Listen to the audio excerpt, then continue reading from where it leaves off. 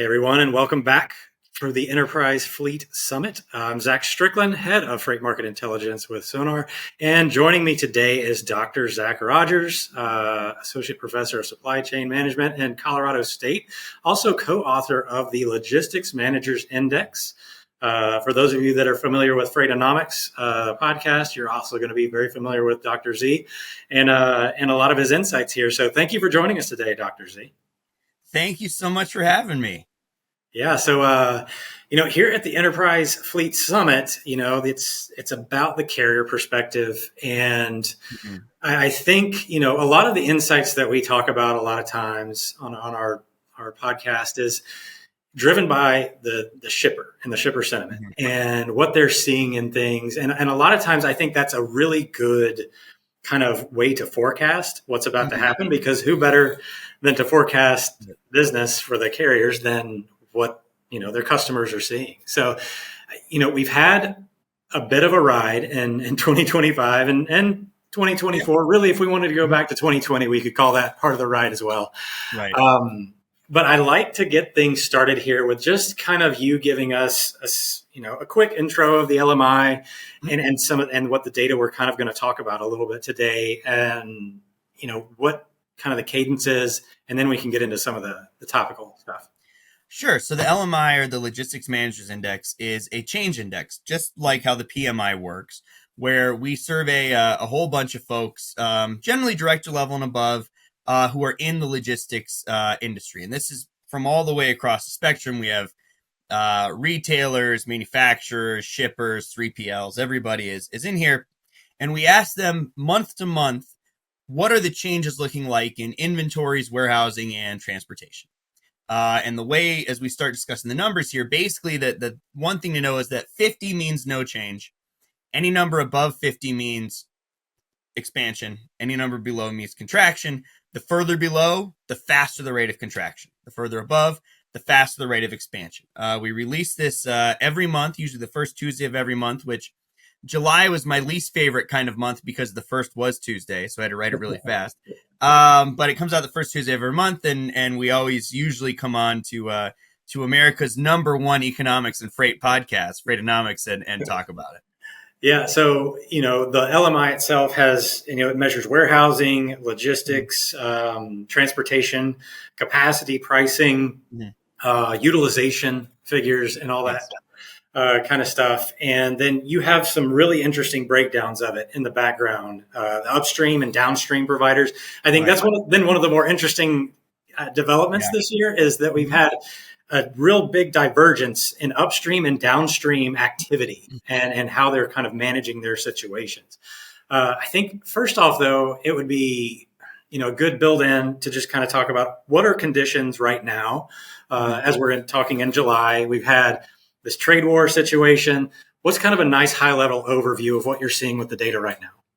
Sure. Well, it's interesting. The overall index right now, so when we average our 8 submetrics together, came in at 60.7 for our June readings, which, June is the report that comes out in July. And 60.7 is actually almost right on target for where we would expect to be in some ways. The all-time average index is 61. And so 60.7 is right there. What's interesting, though, is why those overall numbers are as high as they are, okay? And the big piece right now is cost. Cost right now is just through the roof, especially for inventories and warehousing.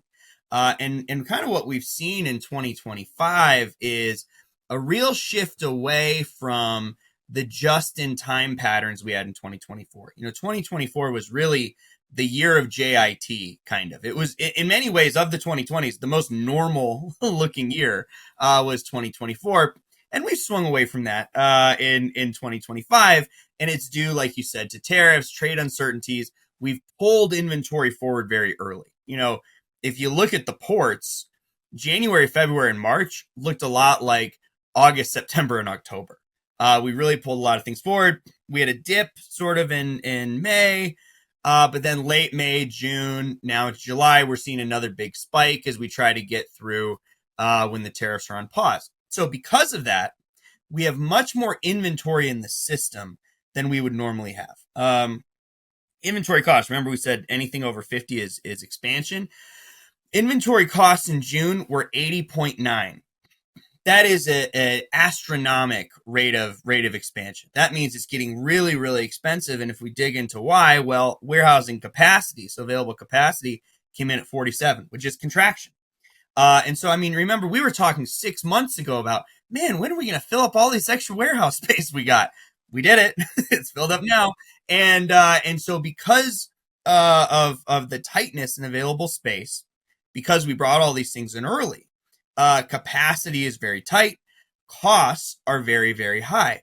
And if you break that out, like you were saying, into upstream and downstream, it's very interesting right now. A lot of the activity is happening sort of up in the supply chain. And here's what I mean by that. So downstream, when we break out our respondents, downstream is basically anyone that's customer facing. So retailers, essentially. Upstream would be your manufacturers, wholesalers, distributors, LSPs, everybody like that. That's kind of where the inventory is right now. Because the retailers, they're not going to bring down anything more than they really need. And they have very limited space anyway, generally, to hold things. And so a lot of inventories have been pulled forward. So maybe they're in the United States, get ahead of tariffs, but they haven't gone down yet to the Target, the Walmart. Now it is, as we record this, Amazon Prime Day, so they probably have some stuff.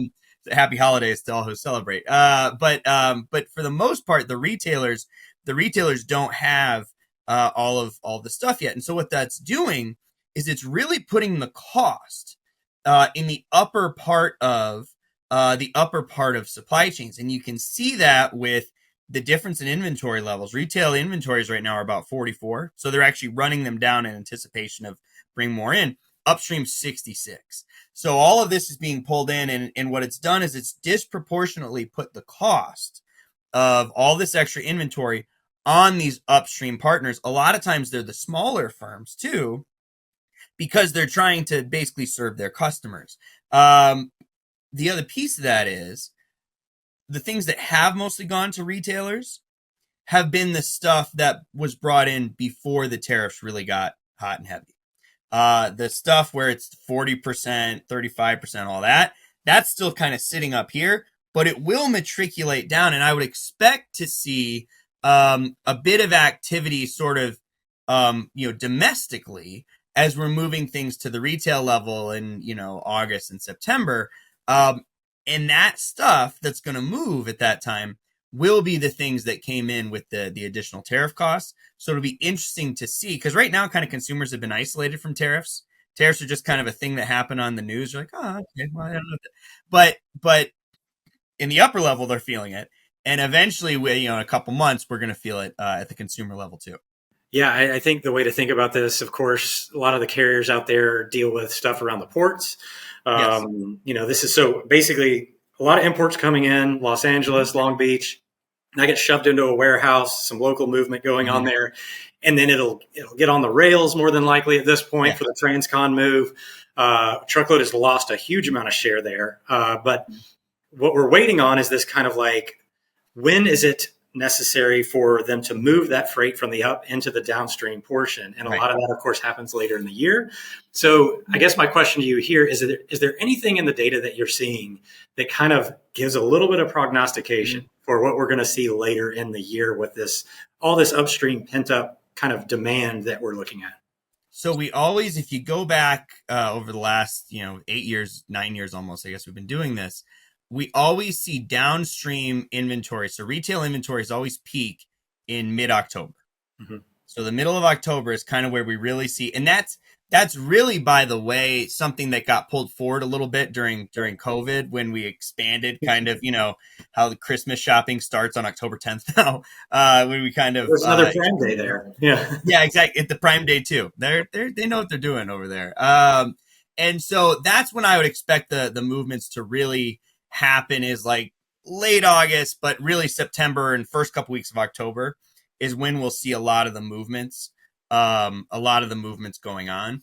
It's interesting if you look at, and this speaks to how much inventory they've been holding upstream versus downstream. So upstream, if you look at their inventories from July of 23 to June of 24. Okay, so that 12-month period, July 23 to June 24, upstream inventories averaged 49.7, which is basically perfect. That's breaking even. Stuff comes in, it goes out. That's right about it, no movement. If you look at July of 24 to June of 25, it's a 58.9. So we bumped up 9 points year over year. And what that means is this stuff is, instead of being dynamic, because really supply chain should have dynamic inventory, it's static. It's sort of sitting there. And this gets back to your point.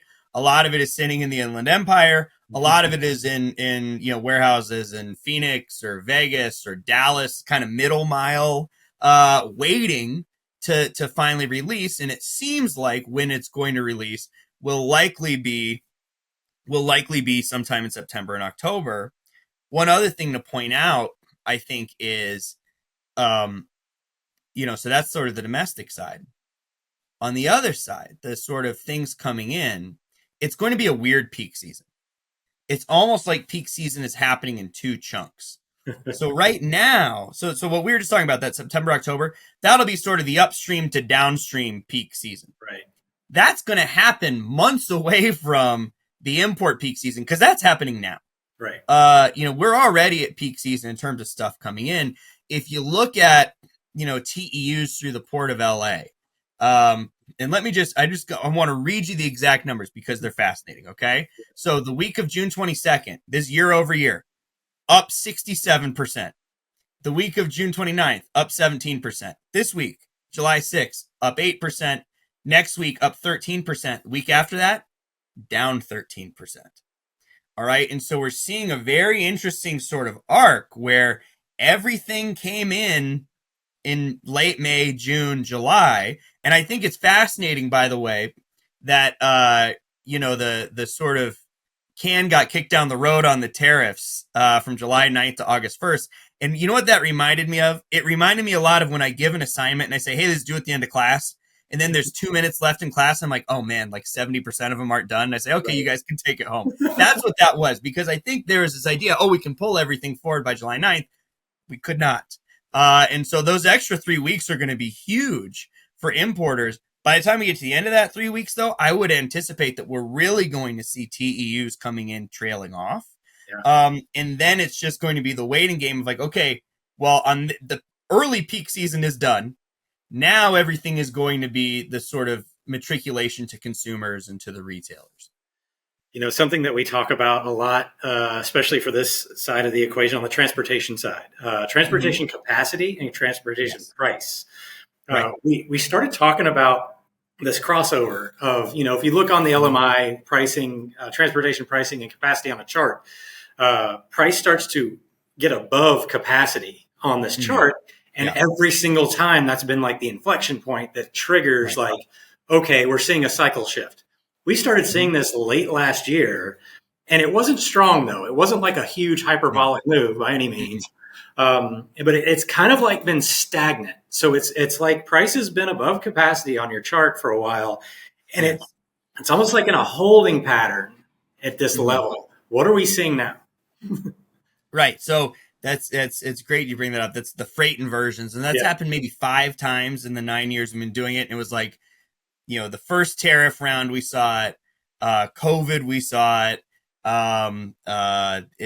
the invasion of Ukraine, we saw it. And then we saw a really slow, and the invasion of Ukraine one, by the way, we had basically 2 years where capacity was growing faster than price.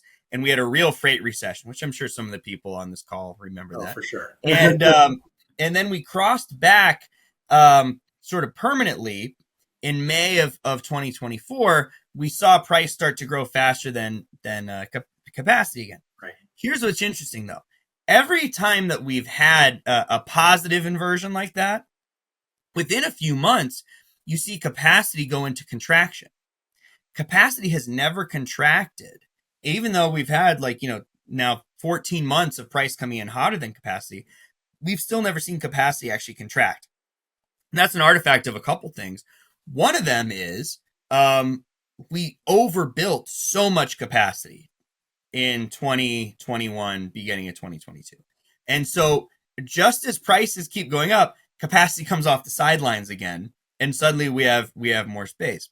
The other thing, and we were really anticipating to see, and because we always ask our respondents, hey, where do you see things going?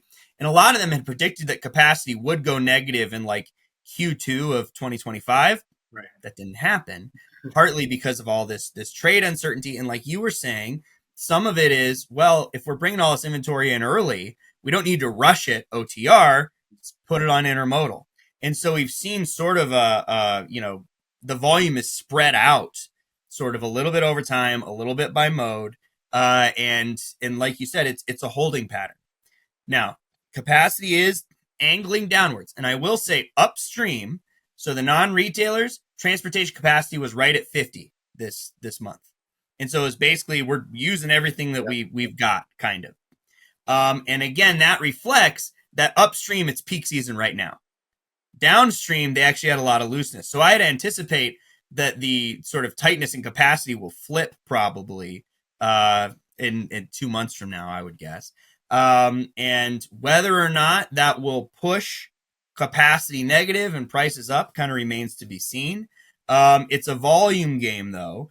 And if the volume's not all moving at the same time, it seems unlikely to me that we're going to see that real takeoff in freight prices that everybody's been hoping for. Now, I don't see a reason that it will invert downwards again. Every time we've had the downwards inversion, it's because of an existential shock. Right. So as long as we don't have another shock, which who knows, but hopefully we don't. I mean, that's the thing about shocks. They're always shocking. But as long as we don't have one, I wouldn't anticipate us doing a negative inversion in 2025. Right. Yeah, now, we did just have the big, beautiful bill act get put into place. I know you're not in the tax, Mm-hmm. You're not certified for tax analysis, but I'd love to get your take on that. And then also, because we only have a few minutes left here, I'd love to hear the forward-looking component as what expectations are from the LMI providers.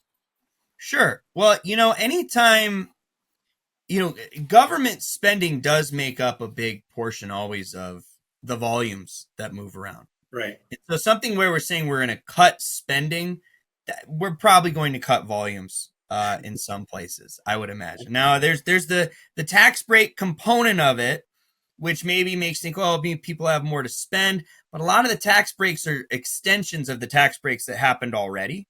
Right. And so I'm not anticipating that being a big burst of adrenaline into the economy. It's just kind of a continuation. And then when you're cutting the social programs and the things like wind and solar and EVs, that has been driving volume and manufacturing in the United States. And so if suddenly solar panels are 40% more expensive, well, there's some things that are going to slow down. And that's just cherry picking one thing. I mean, who knows? It's very broad. The thing that worries me more, honestly, about what happened this week is the extension of or the expansion of tariffs. Right, Japan and South Korea, especially the 25% tariffs on them. We get a lot of electronics, a lot of components for electronics manufacturing for those places. At 25% more expensive, we will see a decline in volume. We had a negative freight inversion in 2018 when we had the trade war with China. This trade war has been funny because it kind of keeps stopping and starting. It's like, we're sort of doing it, we're kind of not doing it. And so if that stuff really goes into place, and that's a very big if, we really are getting into, I don't know if it's the boy who cried wolf or the boy who cried taco. It's something. But over and over, we keep saying we're going to have tariffs. No, we're not. And so it's hard for anyone to say, for businesses or anybody to say what's going to happen. If costs are higher, though, volumes will be lower. There's no question about that. If things are more expensive, we buy less. Day one of economics, right? Shows unless wages grow. What? Unless wages go up, right? Unless wages go up. That's true. Well, not tax and tips now. Maybe we can all afford 25% more on our cell phones. So it's hard to say kind of where that's going to end up. In terms of future predictions. Basically what we show is sort of more of the same looking forward over the next 12 months. So we always ask our respondents, hey, next year, where's everything going? And inventory levels are anticipated to grow at 62, which again is above above normal growth, and a lot of that, that 62 is again driven upstream. Our upstream came in at 67, downstream at 50. So retailers are hoping that we can go back to some sort of JIT, but to do that, we'll hold things upstream, sort of like what we're seeing now. Costs are high across the board in the 80s for both sides. Now, one thing that's interesting though is that they're rather bullish on the freight market. So capacity, if you look all together, is predicted to contract a year from now at 45. Wow. Prices at 73. That is actually a great place. Those numbers kind of mid to high 40s and then high 60s to low 70s for cost. That's almost where we want to be, especially as a carrier, because it shows that we're not getting into the unsustainable range like we did in 21 where prices were 80, 90, 95. That was like driving 100 miles an hour on the highway. It's fun for a little bit, but it's not going to keep working. Right. 73, that's a rate of growth that people will likely be able to absorb. And with capacity being at 45, that tells you, there's some contraction, but it's not so dire that smaller respondents are going to totally get boxed out, because that is what we saw in the big boom of 21, is that the smaller firms almost had no access. It was really, really hard. They were overspending like crazy to get any freight movements. And so 40s to 70s, that's a good space. The other thing we see is that warehousing capacity or warehousing prices are predicted in the 70s. I think 75 overall. And again, upstream looking to be very tight at 51, downstream 54. So tightness all across. And basically what this tells us, I think, is supply chains are anticipating that there will still be some trade regulations in place a year from now. And because those trade regulations, inventories will have to be higher, and the cost of those inventories will be very, very high. Right. But that they will have settled. Right? That's what this tells me that people are betting on, that, okay, whatever the new norm is going to be, hopefully we'll stop at that new norm. And because we've stopped there, now we know what our transportation cycle should look like. It's not this crazy emergency, we got to pull things over. If we know where the costs are going to be, supply chains are incredibly resilient. The people watching this call, they know what they're doing. They have adapted to just a decade of disruptions, basically. Right. And of course, even going past that. But I like the alliteration of decade of disruptions. And so they will adapt to whatever the new rules are. Mm-hmm. And those future predictions showing, okay, well, costs are going to be high because inventories are going to have to be high, but we'll have sort of constant movements of transportation. That suggests that they're anticipating adaptation to whatever the new rules are going to be. It's not, yes, of course, tariffs do make things more expensive, but it's the uncertainty that really makes it hard. If you can get past the uncertainty, okay, whatever the new rules are, here we go. Supply chains will adapt. Yeah, that seems to square with what I'm reading on the market currently as well. Is we're kind of in this holding pattern, and it looks like eventually we'll either get a resolution or everyone will just get so used to it they'll just move on anyway, and we'll start moving forward again. Yeah. Well, thank you so much, Dr. Rogers, for joining us here today, and thank you so much for watching. Enjoy the rest of the Enterprise Fleet Summit.